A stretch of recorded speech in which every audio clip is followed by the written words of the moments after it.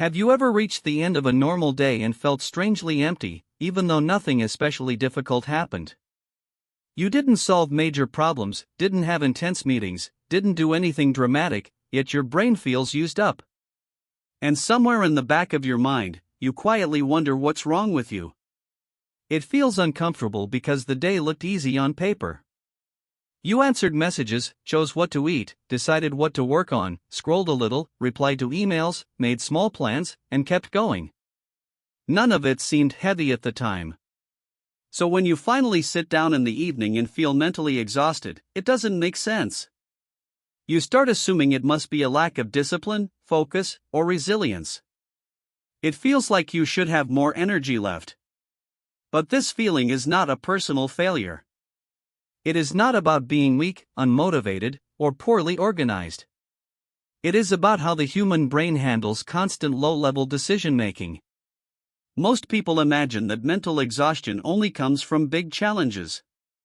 Important exams, major deadlines, emotional conversations, or intense problem-solving. Those are the moments we expect to be draining. So when a regular day leaves us tired, we assume something must be wrong with us.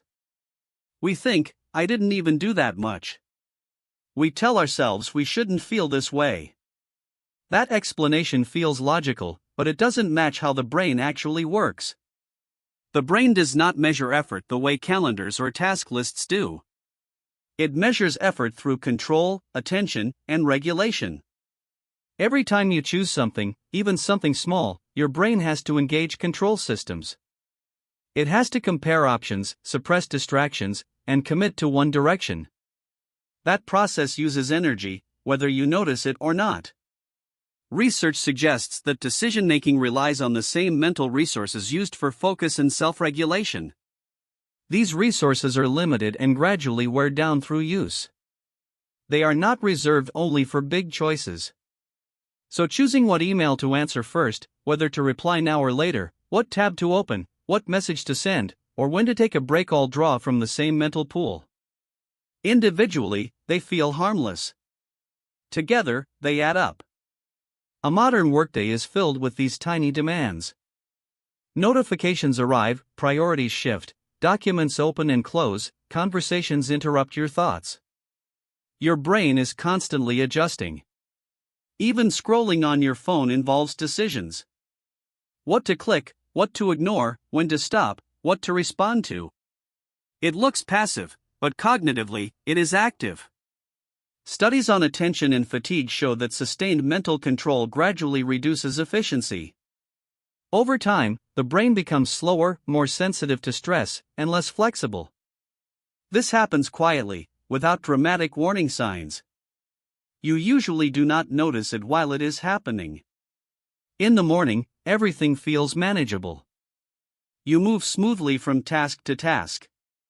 By midday, you might feel slightly more impatient or distracted. By late afternoon, concentration becomes heavier. By evening, even simple things feel tiring. This is not because the tasks became harder. It is because the control system supporting them has been running for hours. Like a muscle that has been in constant use, it becomes less responsive. Office work is a clear example of this. A typical day involves switching between emails, documents, meetings, messages, and deadlines. Each switch requires mental reorientation. Every time you shift focus, your brain has to rebuild context. It has to remember where you were, what mattered, and what comes next. That rebuilding takes effort. Remote work adds another layer. Home environments often blur boundaries between tasks and personal life. You are constantly deciding when to work, when to pause, and when to disengage. Students experience this too. Reading, checking platforms, responding to group chats, managing schedules, and tracking assignments creates continuous low-level pressure. There are few true mental breaks. Even everyday errands work this way. Choosing routes, comparing prices, timing tasks, answering messages while moving through the day. None of it feels intense, but all of it requires control. Over time, this constant regulation creates cognitive fatigue.